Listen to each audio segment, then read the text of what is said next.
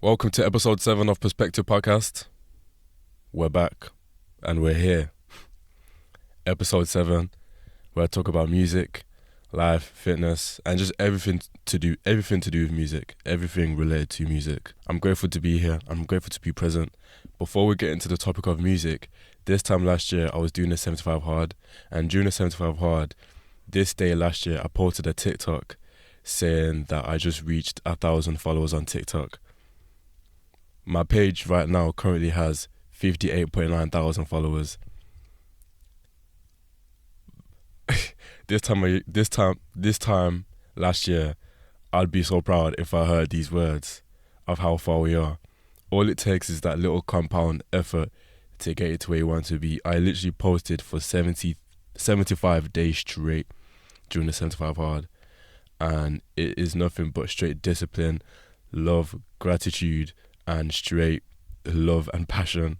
There's nothing that can go over that. God, and that is God. And I'm very grateful for that. Today is literally a day of gratitude. It's a Sunday. It's a perfect day. And I just choose to start the podcast by saying I'm grateful. I'm grateful for you. I'm grateful for every single person that's watched. I'm grateful for you watching my videos, and I'm grateful for you sticking by. I'm grateful for you even wanting to listen to me talk and ramble on about music or whatever I talk about. You would have thunk it, honestly. And in that video, I also said that during my final year, I was doing a module for my dissertation, or a module for my last year, my last year. And for one of the modules, I had a choice to either do a write-up or a podcast about a topic. And in the video, I was saying how I'm made for this shit. It literally makes sense because I'm now 7 weeks into a podcast. Every little compound effort matters to something major, and it all is by the power of the tongue. It got us to where we are now, and every little trajectory gets me to where I am, and it will get you to where you are. So be intentional with everything that you do, because I never actually would have thought that I'd be doing this podcast stuff weekly, but here we are. And ever since I said it this time last year, we're here, and it took a year for me to realize, and I'm very grateful, and I'm very blessed again. Very grateful. So again, I thank you. Now let me just put Vaseline on again. I feel like my lips are starting to get chappy. This happens every week. I thank you. I'm grateful for God, and I'm grateful to be present. I'm grateful to be here. I'm grateful to be doing this podcast. I'm grateful to be doing what I love, because this will turn into my full-time job. But yeah, let's start the podcast. The best way to start this podcast is to talk about the Weeknd's album. I'm not even going to sugarcoat. I'm just going to go straight in there. The Weeknd's album, Hurry Up Tomorrow. That album is so good. And it's crazy that the end of the trilogy, that is the best album out of the trilogy, I'd say. And I know it's early doors, but hear me out. It may change. It goes Hurry Up Tomorrow, After Hours, and Dawn FM. But Dawn FM is still really good. I just prefer After Hours and Hurry Up Tomorrow. Hurry Up Tomorrow. From the start, when I first heard the few songs going into this album, I was thinking, okay, I don't know what this album is going to be like, because the singles that he's dropped for this album have been all over the place. Timeless, Dancing in the Flame, and Sao Paulo. In my opinion, I thought it was a weird placement of a single, all them 3 songs. Dancing in the Flames was the best song on there, but it just does not, it just sounds like a song that was for Dawn FM, or like a throwaway for the album, hence why it was not on the album, which makes sense. But it's a really good song that it could have been on the album. It's better than Sao Paulo in my opinion. So to go into the album with Wake Me Up, very good song, and straight off the bat, it just has a Michael Jackson effect. The way the beat just sounds, you have to listen to it.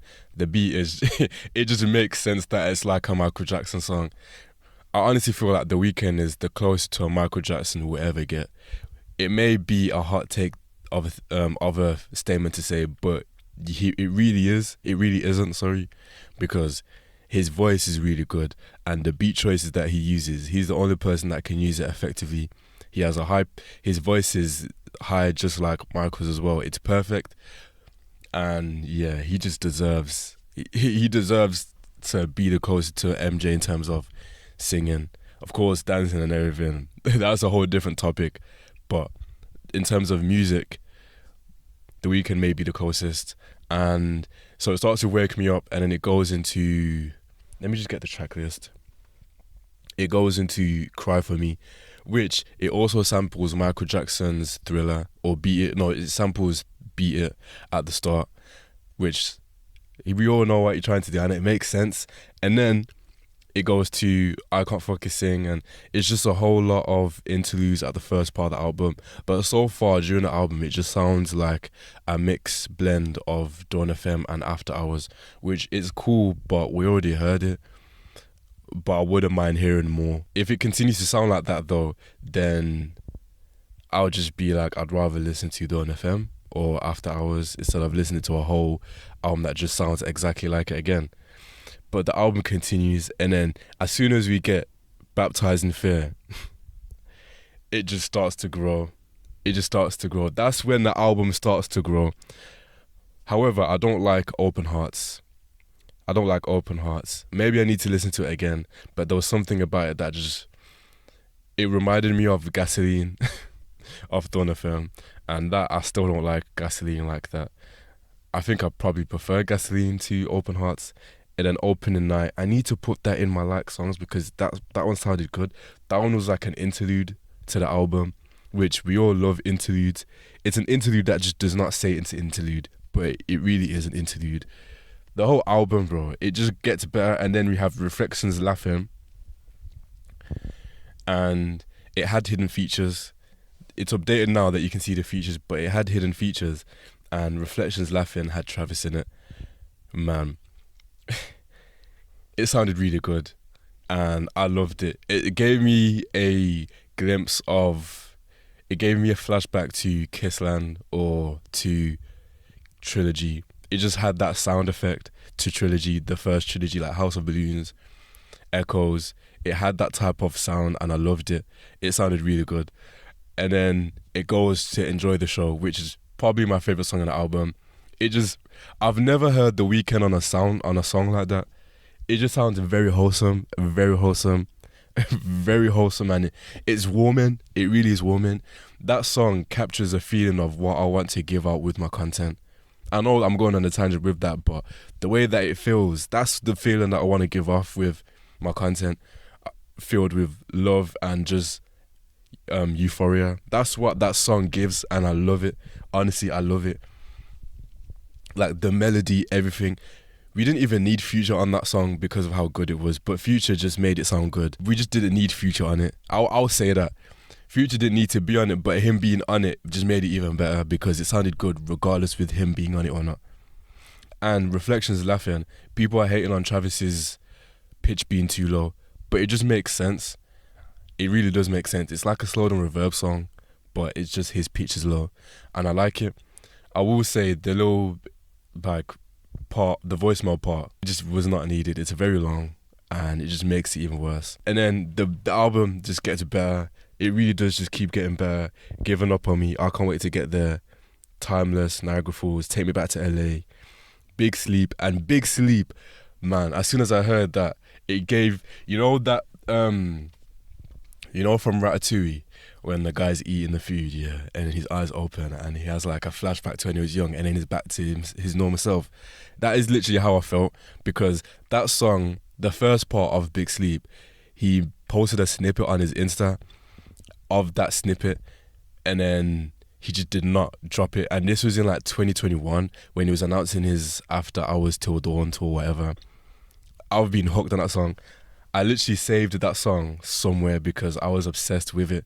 And to hear it after not hearing it for over a year, I was so gassed to hear it because, man, that could have brought a tear into my eye. And then it changed, It still sounded good, but I would have loved hearing that. And as well, The Weeknd had this sound on the album where it was very minimal. It was like a minimal sound. I think it was on Giving Up On Me. I wish that he stayed with that and not chose the first beat on Giving Up On Me. It sounds good, but the second part, where it's just very minimal, it just matches The Weeknd's voice as well, with just like a guitar. Minimal, we want that minimal. But if that is the way that Abel's going with his music now, because I feel like as the album progressed, he was talking about, he was sounding more mature about everything going on in his life. Yes, everyone knows him as the toxic guy, but he really started to sound more mature and started to sound like, I don't want this normal lifestyle that you know me as, The Weeknd. I just want to be myself, and I want to give myself up to a higher God. It may be him relating to God or to someone, and I see it because with the songs Big Sleep, then it goes to Give Me Mercy, and then Red Terror, which I'm not really a fan of, and then Without a Warning and Hurry Up Tomorrow. He's literally saying he's dying in his old self and being born into someone new. And if you relate it to the Bible, he's dying in flesh but being born by spirit. And dying in flesh because he's always around sex, always around drugs, always around sin, always around things that don't give him that higher sense of life. And he wants to be transformed into a new person, Abel himself.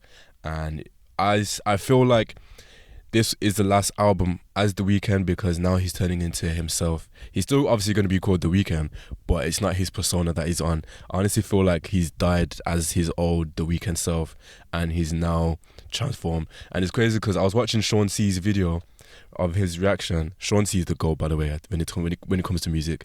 And Sean C says that he's never spoken about religion like that, which is true. During his whole career, he never talks about, well, it doesn't have to be religion, but he doesn't talk about a higher God. He doesn't talk about a higher spirit, or doesn't talk about a belief and choosing to let go and die in something and then being reborn. He doesn't really talk about that. The closest we got to that was Dawn FM. And it's crazy how now he's got this new epiphany and he's wanted to change for good, and no wonder why he's saying Hurry Up Tomorrow, because he wants to be his new self. He's anxious about going into the new day with his old self and just wants to pack things up and be his new self. Hence why Take Me Back to LA. But that's also him fighting between the sin, between his old self and his new self. That may just be a concept of mine, but it does make sense. Because he keeps saying the end is near, the end is near. He doesn't want to go back, but he knows it's good for him to go there. And he's willing to just give it up. Hence why the outro, Hurry Up Tomorrow, he's like, no more hiding. Wait, let me get the lyrics. Wash me with your fire. Who else has to pay for my sins? Now I'm ready for the end, so burn me with your light. I have no more fights left to win. Time me face it, I can't run away. I'll accept that's the end. He's accepting his old self and he's wanted to turn it to a new life. And he's saying, so I see heaven after life. I want heaven when I die. He wants to turn into a new person, and I hear it. And it actually is good to see that, because it's just him dying in flesh and being born by the Spirit. And he's clearly saying that. And that's very wholesome. That is very wholesome. But regardless, Hurry Up Tomorrow is that album, and I really like it. My favourite songs on that album is Enjoy the Show, Give Me Mercy, Reflections, Laughing. I really like Drive. I really like there's a Cry For Me. I really like I Can't Wait to Get There. Oh my gosh, I Can't Wait to Get There is really good. The whole album, Big Sleep, the whole album is really good, and I really want to see him again. I really want to see him because I feel like this tour that he does will be really good. Oh, I forgot to mention, his show that he did at SoFi Stadium was really a big shifting point for him, because if that didn't happen, I don't think a lot of things with his music would have happened, because that show, he even said it himself that he was at his lowest when his voice was just not working. That's why he mentioned it a couple times on the album about that voice break and then his voice just not working. And he also has that interlude, I Can't Fucking Sing.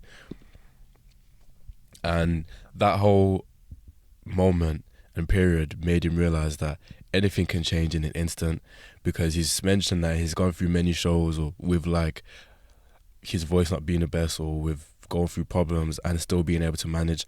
But that show, he literally had nothing.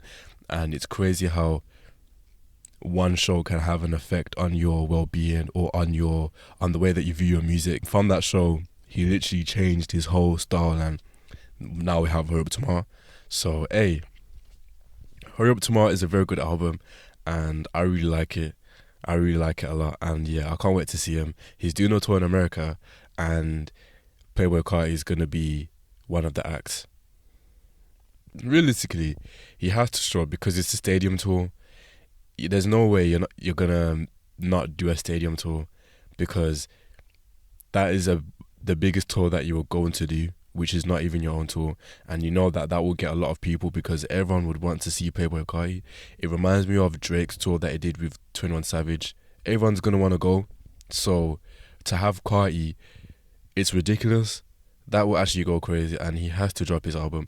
But I honestly feel like Carti being Carti, he's going to drop his album after the tour, because obviously he's going to get a lot of attraction from everyone seeing him, which just that burns me, because he's just going to be doing the same songs. Like, what's the point? But hey, music is music, I guess. Honestly, music is music, and we're just going to be seeing bare fit pics of the tour. But yeah, I might as well fuck around and go to America just to go see The Weeknd and Playboy Carti. I'm already going to America in 2 months. I actually cannot wait. It's closer than you think. It's very close than you think, and I cannot wait to go. Times are getting closer. It's really getting closer, and I've paid for nearly everything. I just have to pay for, what else do I have to pay for? Like hostels. I don't know if I should do that later or if I should do it now, because prices may rise, but at the same time it's a hostel. Hostels are always going to be cheap, and I don't really want to plan things when I'm there, but at the same time I do. I low-key want to get a car, but at the same time, hey, I don't know, but we will find something out. We will figure something out in due time, man. But I just can't wait to go to America. I forgot to mention, I got the vinyl for Hurry Up Tomorrow, and I can't wait. I cannot wait. Apparently, I got the first pressing vinyl, so it's not going to have the new songs, which stinks. It actually stinks, but it is what it is. The vinyl that I got, I didn't get the original artwork. I got the one that is like it's an artwork by someone. It actually looks pretty sick. I think that's the best one. There's a red one, but that just doesn't look good. And then I don't want the one of his face. I already have the one of Dawn FM, so I don't want another one.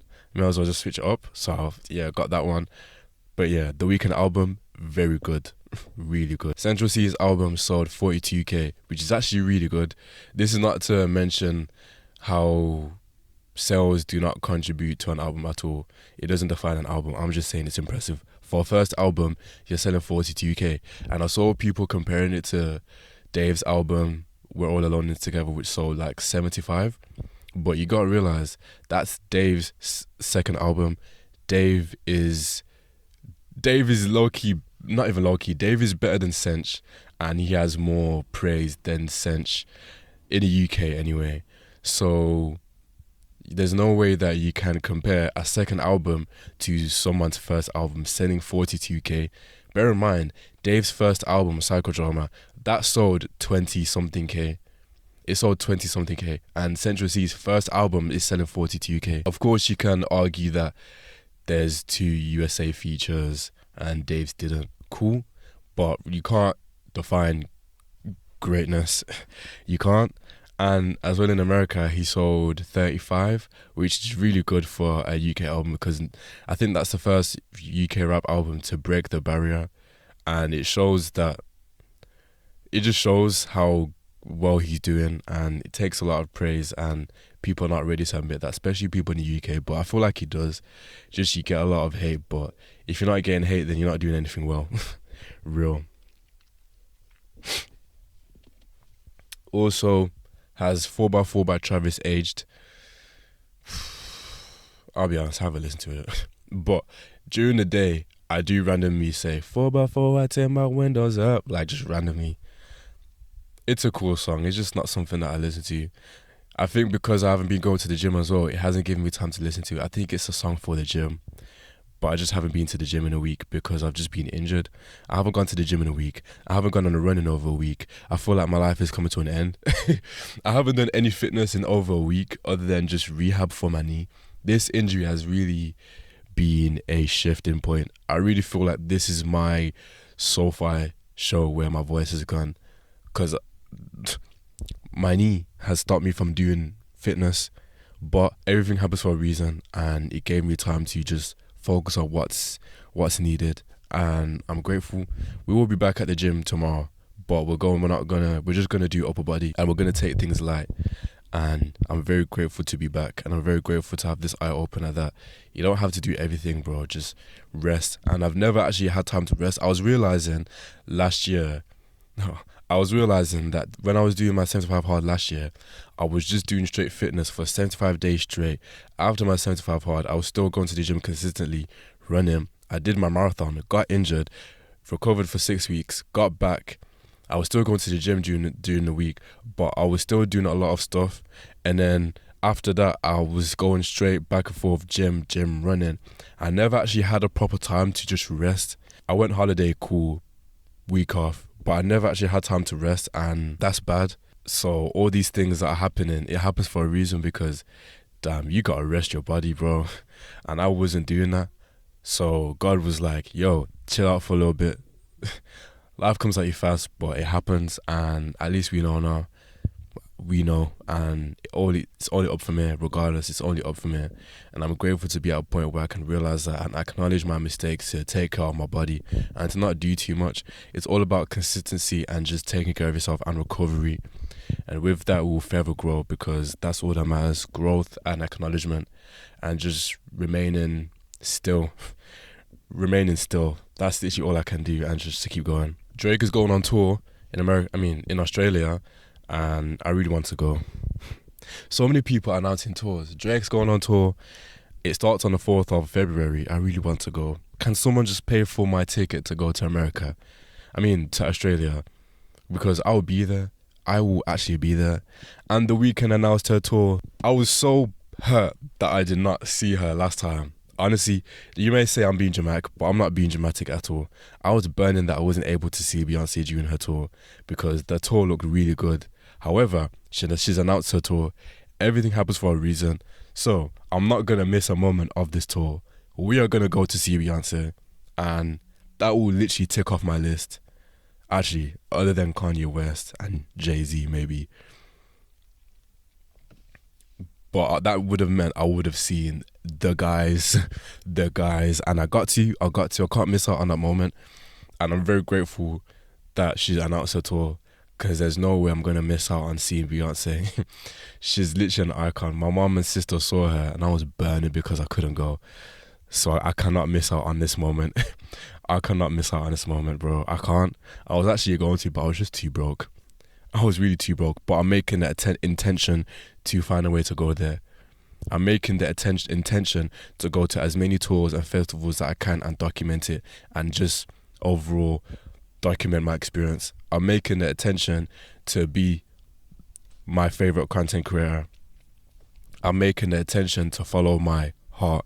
I'm making the intention as well to follow my passion and to turn it to a full-time job. I literally made a vision board last night, and I've never done that before. However, I did one I always had Coachella as my Google Chrome screen, and I had it for 3 years. So if that's a vision board, a manifestation itself, because we're literally going in 2 months. So I was like, you know what, I was reading the Big Sean book. Very good book, by the way. I recommend it. He was talking his shit, bro. A very good book, and I'd recommend you to read it. I'm gonna make a separate video, but I really recommend that book, because he talks about everything from his career, and as well with things that helped him, and how you can manage with how you want to be, where you want to be, what you want to be. I really do recommend it, because it's a very good book. And he asks questions at the end of every chapter, and at the end of the chapter I answer the question, and I make notes, and I answer the question. That is very good to do, because there's one thing about reading it, but there's one thing about writing it. Writing it down, it puts things to life and puts things to perspective.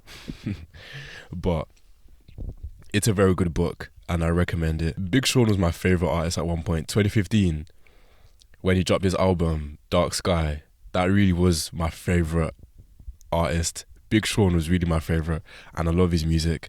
So yeah. Also, my neighbour's taking my bin out. What a goat. It's literally 1 o'clock. Why are you taking the bin out? What a goat. Anywho. Anyway, Big Sean, he was my favorite artist.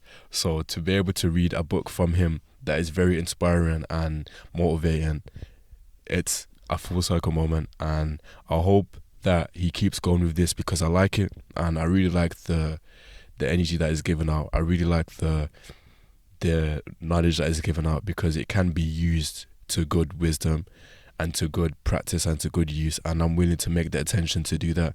So yeah, it's a very good book. But yeah, he was on about making a vision board, and I've always been that type of person. Like, I think vision boards are corny, but I don't want to have that closed mind. I want to be open. So I was like, you know what, let's make a vision board, and I made it. And hey, we will see. Actually, we will see. We will see. We will see. And that's a fact. Not even we'll see. We will see. And I'm not going to say the things on my vision board because I don't think I need to. I want to keep it within and let time and let God do his talking. This is also a shout to say, take that risk. Take that risk. Don't be afraid to take a risk in your life. And I've taken a risk last year, and it made me have the best but worst year of my life, but best year of my life. And I'm willing to take that risk again. And that risk, maybe quit my job. Both jobs. We will see. I feel like for me to get where I want to get to, I feel like I'm always in this circle. I keep going around this circle of what to do. And it's always me saying, yeah, I gotta quit. And I know it's a big risk, and I know it should not be the case because how am I meant to pay for things if I don't have that money? But I don't care about that. But at the same time, money is necessary. But at the same time, I'm not going to fall into the fear of you've got to do this, you've got to do this. You know? You shouldn't. And if I have to eliminate things to get where feels right from within, then I'll happily do it again. However, I want to do it in God's timing and not force and not rush, and actually be wise and smart and learn from my mistakes and grow. Although I want to be abrupt and do things, we can't really do that just yet. But who knows? Who knows? Who knows? I got the Hendrix vinyl, and the vinyl was really good. I love the Hendrix album. It's such a good album, bro. That is my favorite Future album, and I always loved the melodic Future, hence why he sounded really good on Enjoy the Show. Really good on Enjoy the Show. But Hendrix is a really good album, and from top to bottom, it's clean. There's a couple songs that are a bit like the one with Nicki Minaj. But other than that, it's a really good album, and that will forever be my favorite album. And I was about to get my Dark Twisted Fantasy, my beautiful Dark Twisted Fantasy, but I was like, let's just get Hendrix. Also, John Legend's album was there. That's my mom's favorite album, and I want to get that album because it's just straight nostalgia, and it's a really good album. It actually is a really good album. John Legend, he low-key was the soundtrack of my youth growing when I was a kid, because that's all my mom would listen to, that whole album. If you don't know about that album, the album's called Get Lifted, and it's such a good album. Let me show you the songs on here. Prelude, Let's Get Lifted, Used to Love You, which is a straight banger. Baby, when I used to love you. You don't have to know. And then number one. If you know number one, then you know boo. And then it goes to Ordinary People, top tier song. Then it goes to Stay With You, top tier song. Then it goes to Refuge,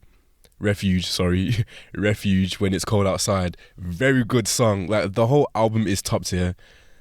Get Lifted is such a good album. I actually want to get that album now. I really want to get that album, and I really need to I want to talk about someone who's been making a big shift on the UK scene, not even the UK, global scene, and that person is Gabriel Moses. Bro, his movement that he's been on, even before he's been on this movement with Travis, his movement has been clear. I feel like it's a clear identification, a clear view of following your roots, following what got you here, your colour, your skin, your inheritance, and continue with that movement. I feel like when people turn into photographers, want to do something, they have an image that what people want to see, but what matters is what you want to see, or what drives you, what has made you the way that you are, through family, through culture, through the things you love through your aura, if I may say, your vibe, and just what you like to hear, what you like to see, and things that just remind you of things from when you was a kid, or things that were part of your upbringing to the way you are now. I feel like everything in terms of photography, everything in terms of what you do, is a clear representation of who you are.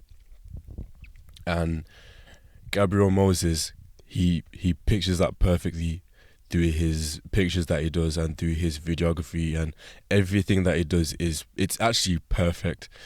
And he really is one of them videographers or photographers that are very good at that, and he deserves the praise. He's literally doing he's the what's the word? He made the Brit Award sculpture, and it's crazy because Sloan did the last one too. So now Gabriel Moses is doing that. It really is that community that you're around. Being around good people will lead you to where you want to be. And yes, his work is really good, but as well as who you're around contributes to where you are, and it makes sense. But it's very good to see his growth. The music videos that he's been doing for Travis Scott, or the ads that he's doing he's been doing for Travis, the photography, the shoots, and everything that he's been doing for Travis. I honestly feel like Gabriel Moses is the closest, or like he knows Travis the most in terms of the vision that he sees, better than anyone. And I said in my notes here, yeah, I said it here, in terms of his aesthetic, it's dark but with bright intention. Hear me out with that. The videos may be dark, but it's a very bright with the intention. The intention is pure, even though it may look dark, but it's very bright with the intention, because it gets him, it gets his vibe, and it's very clear, and you don't have to say too much, and you don't have to do too much. It's very simple and it's very clear, and that's what I love about it. And yeah, them two, they really are very good at working together, and it's crazy that the UK and the US link up. It really just brings more of a wholesome vibe to it, because we don't really get a lot of that, and it shows that people from different countries can work together. It doesn't have to be from the same country. You know, we're all willing to work with people from different places, but we really should, because it shows that you can really make your best friend who's from another country, who's from Australia, or who's from Asia, wherever. It really does make sense, and you should not limit yourself on who you should be with. Always get yourself out there, and it's a clear indication, because Gabriel Moses is from London, and he deserves all the praise. Hard work and dedication and just straight love will get you everywhere, and keep your intentions pure and your family close. Those are the main things that matter. All these things, materialistic things, it does not mean anything. In the Bible, it literally says it's all vanity. It's all vanity, because if it's not from God, then I don't want it, because he's the one who gives us everything. The main thing that you should give out is love, and with the love that you give out, that would take you far in life. So shout out to Gabriel Moses, because the stuff that he's been doing is very sick. I was on his live yesterday. I was literally asking him, oh, can I join? You know them ones that you gotta ask one time. But he was talking to this girl, and you could just tell that the advice that he's given is just straight love, and I rate it highly. He's that type of guy that if he posts something on his story and it's motivating, hey, you can talk his shit, because it may seem arrogant to others, but I see it as confident. As well as Clint, from the owner of Cortez, he always says a lot of stuff or quotes to motivate people, and I see it as inspiration. A lot of people will see it as arrogance, as, oh, he's just talking shit, but you can take it. You can take it one way or the other. You can't please everyone, and if you're given a piece of knowledge or wisdom, then why wouldn't you give it to people? You know. So it's good that you get them people like that, because it shows that with people who are like us, black from UK, that we have, some people have the narrative or stereotype that it's harder, which it is harder for people like us. We can make it. You know what I mean? We can make it, and we will forever find a way. So those are the people that I take inspiration from, but I don't want to idolize, because the person I idolize is God, no one else. But I take inspiration off them, and just pick little stuff from each people and use it in my day-to-day life, even if the things that I do is different, but it's all similar. So yeah, they're very good at what they do. As well as James Blake, He did a rant last year saying that all these labels are corrupt, which they are. They take majority of your masters and they use you just to make money. I said this last podcast, but a lot of people do that. A lot of labels and masters or whatever, they do that because it's not legit. They really just want to take your money and they want to have that TikTok song. They want to be part of this formula that is just not real. It's not authentic. Authenticity is key, and a lot of people don't have that in terms of their music because they want to have this formula to do well on TikTok or for it to, just be trendy, when realistically it's not about that. It's about the feeling. It's about it's about inside and what you give out, and it really can be sensed. It really can be, and that is what matters the most. The Grammys are this weekend. Well, they're today. The Grammys are today, and obviously I'm filming this on a Sunday. UK time is very different to American time, so the next podcast I will talk about the Grammys, but just not today, I guess.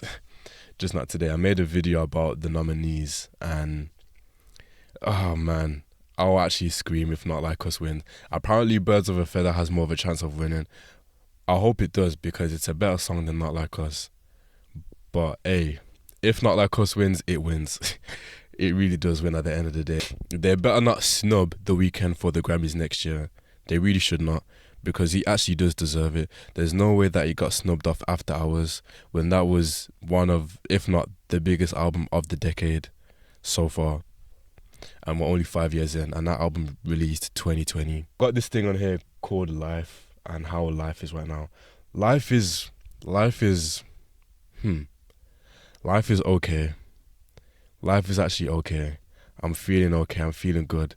I'm getting through life, and I'm just trusting in God's timing.